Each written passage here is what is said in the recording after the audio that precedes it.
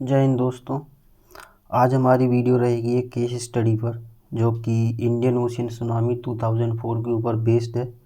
और साथ में इस वीडियो में हम ये भी बात करेंगे कि जो मैंग्रोव्स और कोरल रीफ्स हैं वो कैसे प्रभावशाली रहते हैं रिड्यूस करने के लिए किसके इफ़ेक्ट को, सुनामी, साइक्लोन्स, टाइफून्स, इन सब के इफ़ेक्ट को कम करने के लिए। तो अगर हम समझें कि इंडियन ओशियन सुनामी थी क्या, तो इसके फैक्चुअल डेटा में जाएं तो लगभग कहते हैं कि 2.25 lakhs people were died, right. इतनी मौत हुई थी उस समय। और कहते हैं कि श्रीलंका को जब इसने हिट किया था तो इसके लगभग 7% इसकी एनुअल जीडीपी का लॉस हुआ था।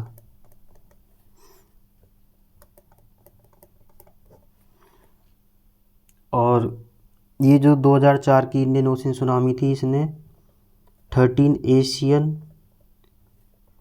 और अफ्रीकन कंट्रीज़ को हिट किया था। इंडिया की अगर पर्टिकुलरली बात करें तो इंडियन ओशियन सुनामी ने जब हिट किया तो ये 26 दिसंबर की बात थी। इसको जब रिकॉर्ड किया गया तो इसके मैग्नीट्यूड वगैरह जब रिकॉर्ड किए गए तो इसको हिस्ट्री का इससे सबसे ज़्यादा तीव्र माने जाने वाली सुनामी बोला गया। इससे पहले इंडिया ने कभी भी या वर्ल्ड ने भी कभी भी इतनी ज़्यादा मैग्नीट्यूड की सुनामी को कभी भी फेस नहीं किया था, राइट। तो अब बात करते हैं कि कुछ जो रिसर्चेज और जो स्टडीज़ हुई हैं मैंग्रोव्स के बारे में। तो अगर पहली स्टडी की बात करें तो international journal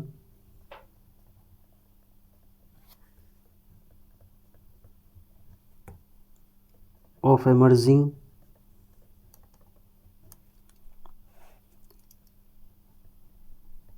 technology and research की है,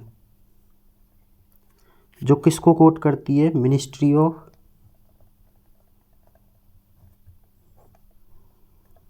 एनवायरनमेंट एंड नेचुरल रिसोर्सेज, किसकी, श्रीलंका की। जो कि कहते हैं कि जो कुछ मैंग्रोव्स हैं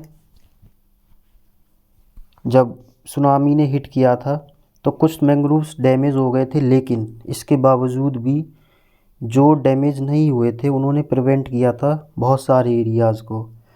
जब बात करते हैं कि डेंसली फॉरेस्ट जहाँ पर मौजूद थे, जहाँ पर मैंग्रोव्स थे, उन्होंने लगभग 70% ऑफ सुनामी को कंट्रोल कर लिया था।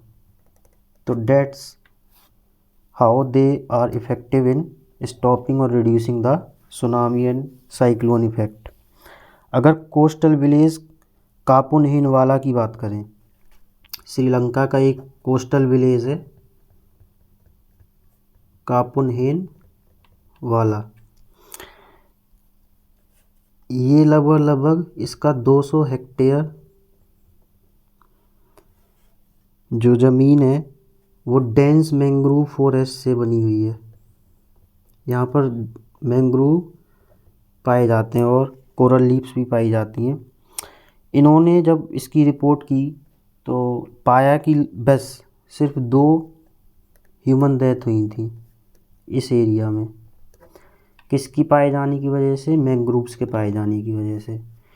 वहीं पर एक दूसरा विलेज था जिसका नाम था वांडूरप्पा।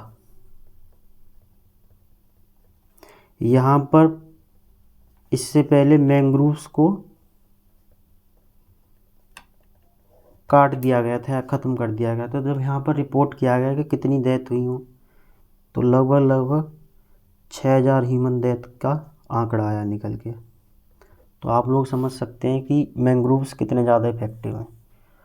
ये तो हुई श्रीलंका की बात। अगर इंडिया की बात करें तो इंडिया में MS स्वामीनाथन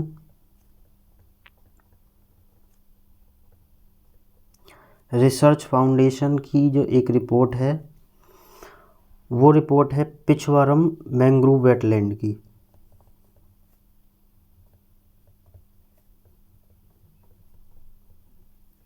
राइट। ये लगभग ये एरिया जो है इसका लगभग 1400 हेक्टेयर का है, ये कडलौर डिस्ट्रिक्ट साउथ ऑफ चेन्नई के लगभग लगभग 280 किलोमीटर में है।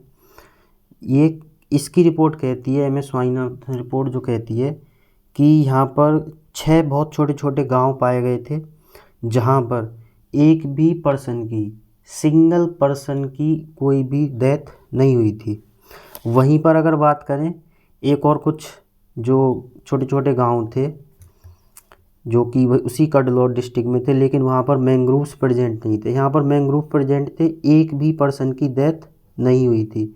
जहाँ पर मैंग्रोव्स प्रेजेंट नहीं थे वहाँ पर बताते हैं कि सारे के सारे गांव क्या हो गए थे, तबाह हो गए थे, तहस नहस हो गए थे, ख़त्म हो गए थे, राइट। तो M S Swaminathan research foundation की रिपोर्ट ने भी ये साबित कर दिया कि मैंग्रोव्स कितने ज़्यादा कैपेबल हैं किसको रोकने के लिए, सुनामी वगैरह को रोकने के लिए। अगर इसके आर्किटेक्चर की बात की जाए तो ये बहुत ही ज़्यादा कॉम्प्लेक्स है, और इसके लोकेशन वगैरह की जो बात की जाए तो ये डेंसली फॉरेस्ट में पाए जाते हैं। इनको ग्रीन बेल्ट्स भी बोला जाता है। डबल प्रोटेक्टिव फंक्शन के होते हैं, क्यों? क्योंकि ये प्रोटेक्ट करते हैं सीवर्ड हैबिटेट्स को, किसके अगेंस्ट, कि लैंड का जो इन्फ्लुएंस है वो ना हो, और they will also protect the landward coastal zone against the influences from ocean. Ocean को सी से, सैंड से, और सैंड से ओशियन को क्या करते हैं, प्रोटेक्ट करते हैं। तो दोनों तरीके से इसको डबली प्रोटेक्टिव फंक्शन बोला जाता है। अब बात करें कि मैं ये टॉपिक को लेके क्यों आया था। अगर आपने देखा हो अपने गांव में जब आप त्यौहार फेस्टिवल मनाने जाते हो, दीपावली वगैरह का, तो उस समय हमारे यहाँ पर एक पूजा की जाती है। पहले हमारे यहाँ कुल देवता या कुल देवी की पूजा की जाती है इन त्योहारों पर। तो वहाँ पर आप जब देखा होगा आपने, तो एक टेम्पल होता है जो कि बहुत साधारण सा होता है। उसके चारों ओर अगर कहें तो एक वेटलैंड टाइप सा क्रिएटेड होता है ऑलरेडी, राइट। वहाँ भी लगभग लगभग मैंग्रोव्स जैसे ही श्रब्स पाए जाते हैं जो उसके चारों ओर होते हैं। और जो देखने, अगर जनरली देखेंगे तो एक प्रीजुडिस बना हुआ है कि कितना गंदा है और ये सेंस है, लेकिन अगर साइंटिफिकली देखेंगे तो यही जो टेम्पल्स पहले प्रेजेंट होते थे, अब तो बहुत कम देखने को मिलते हैं, यही फ्लड्स, साइक्लोन्स और सुनामी जैसी जो आपदाएं आती थी, नेचुरल जो डिजास्टर्स होते थे, इन्हीं को रोक पाने में सक्षम होते थे। और आपने देखा भी होगा जो टेम्पल्स होते थे इस टाइप के, जो देवी मतलब जो लोकल टेम्पल्स होते थे, वो ज़्यादातर विलेज के सबसे बाहर वाले हिस्से में या विलेज के सराउंड में पाए जाते थे, राइट। तो इकोलॉजिकल जो आस्पेक्ट है या इकोलॉजिकल जो टर्म्स हैं वो हमारे एंसेस्टर्स जो थे बहुत अच्छे से समझते थे। आज हम साइंटिफिक स्टडीज़ में इतने ज़्यादा खो गए हैं कि हम भूल चुके हैं कि इसका इम्पोर्टेंस क्या है। Modernism is very good, but उसको सहेज के रखना कि ट्रेडिशनल वैल्यूज़ क्या हैं वो भी एक ज़रूरी है। जैसे मैंने बहुत जगह देखा है कि अब आजकल उन्हीं ट्रेडिशनल जो टेम्पल्स हैं उसको क्या किया गया है, रीस्टोर करने की कोशिश कर रहे हैं कि ये गंदे हैं, इनको हम रीस्टोर करके अच्छे से बनाएंगे ताकि लोग बाग और अप्रोच कर सकें, यहाँ पर आ सकें और अच्छे से इस्टेब्लिश हो सके। लेकिन मार्बल वगैरह लगाने से या फिर उसको अच्छे से बना देने से जो उसका इकोलॉजिकल इम्पोर्टेंस है वो ख़त्म हो जाएगा। वो एक्चुअली विलेज को प्रोटेक्ट करने के लिए उसका जो इकोलॉजी है वो बनी रहती थी, लेकिन हम भूल चुके हैं उसको। मैंग्रोव्स की अगर स्पेसिफिकली मैं बात करूं तो दो जो मैंग्रोव्स की स्पीसीज़ हैं, एक पहली जो है इसकी राइजोफोरा मैंग्रोव्स, और दूसरी है इसकी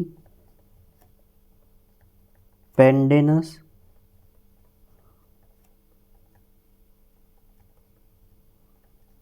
ओडोराटिस्मस, राइट। ये सबसे ज़्यादा इफ़ेक्टिव साबित होती है किसको स्लो डाउन करने के लिए, पानी के बहाव को स्लो डाउन करने के लिए या ख़त्म करने के लिए।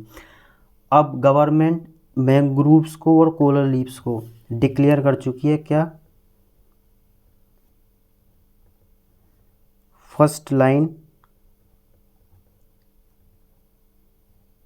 डिफेंस। किसके अगेंस्ट, साइक्लोन्स और सुनामीज़ के अगेंस्ट, राइट।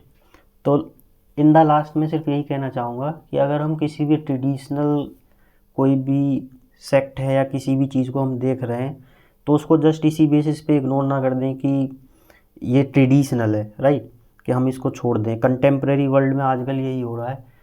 बजाय उसके हम ये ढूंढने की कोशिश करें उसका लॉजिक क्या था, what is the reason behind it. अगर उसका रीज़न नहीं मिलता है वो दूसरी बात है, इलॉजिकल है तो कोई बात नहीं, लेकिन बट अगर वो साइंटिफिक साबित होता है तो सोचो हमारे एंसेस्टर्स कितने ज़्यादा अच्छे थे, हमें उनके ऊपर प्राउड फील करना चाहिए। जय हिंद।